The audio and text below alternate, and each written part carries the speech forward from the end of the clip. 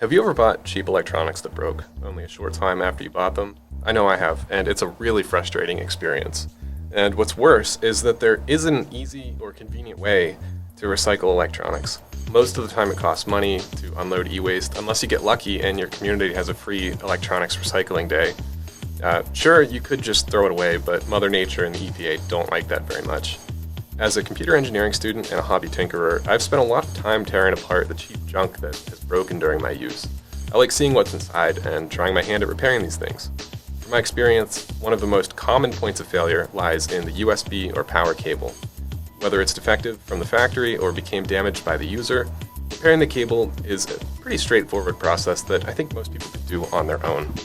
Here I have a USB-powered lamp that stopped working.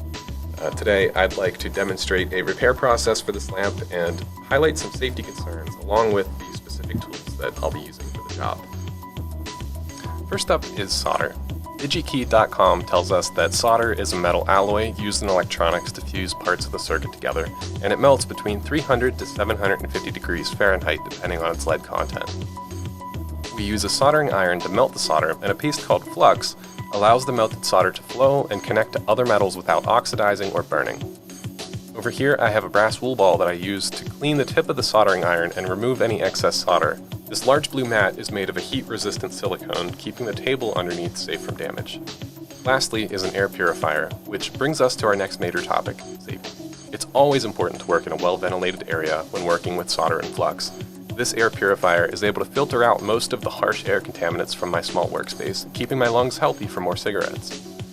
Another safety risk involved with these repairs is getting burned or cut, so always pay attention to where your tools are at in relation to your body.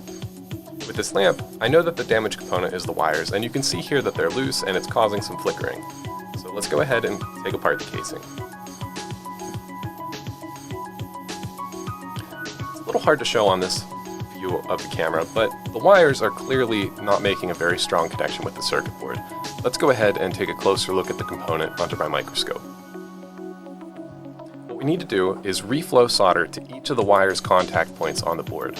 First, we'll apply some flux to the exposed portion of the wires. Now, with the soldering iron set to an appropriate temperature, we can go ahead and pull the wires out of their through holes. Now, with the wires removed from the board, we can go ahead and clean up any of the old solder from the board.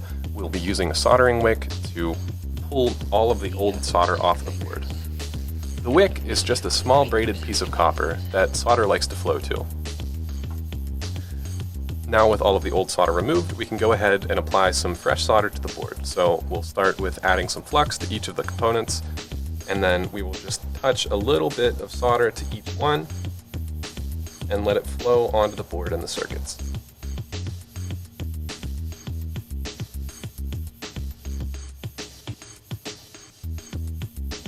We'll flip it over and just touch up the bottom portions of the board, make sure that everything is nice and strongly connected.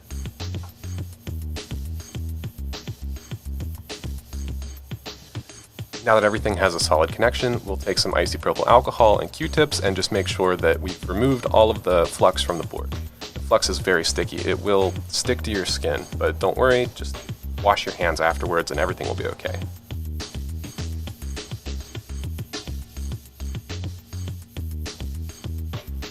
We'll then take a dry cotton swab and try to wipe off any excess alcohol or flux that are still on the board.